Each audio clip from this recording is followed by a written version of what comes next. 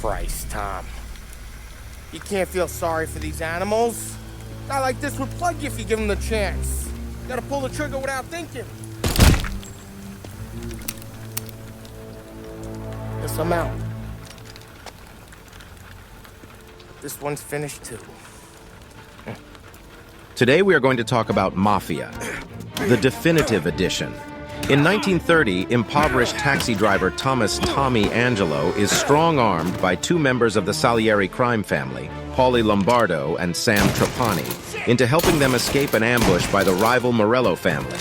Tommy is compensated for his help and offered a position in Don Ennio Salieri's organization, which he initially refuses, but is forced to accept after being attacked by two Morello gangsters in an act of revenge.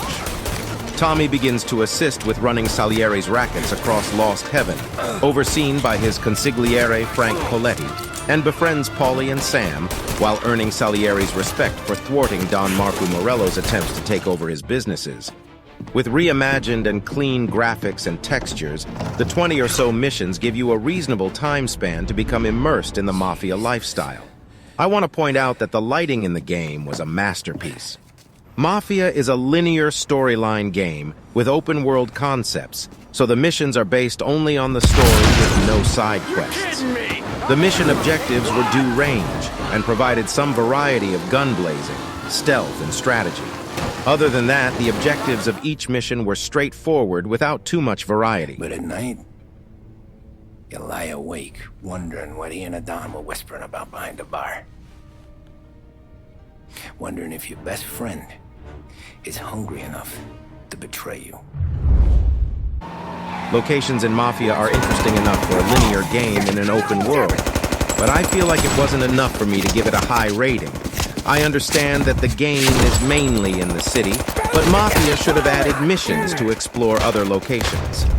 Driving and exploring the city from mission to mission is relaxing and pairs well with the 1930s soundtrack. What was surprising was how clean and crisp the audio soundtrack was. The cutscenes make the game exciting to play. A pioneer for cinematic games, these scenes and gameplay were like an interactive movie for its time. It would have been great if there were quick-time events in these scenes, but nonetheless, the scenes were excellent. Storyline itself is one to remember as it provided great storytelling elements and suspense in a well-thought-out story process.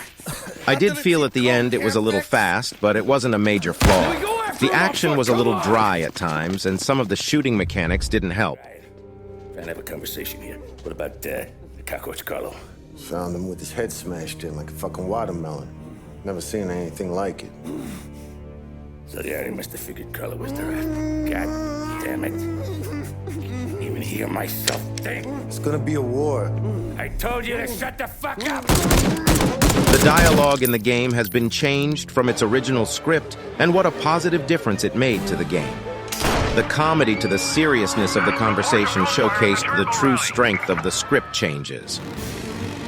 Overall, Mafia. The definitive edition has a great storyline that was affected by the length of gameplay and its dated combat and movements. Mafia had great cinematic cutscenes, but should have put more thought into the gameplay for the final missions.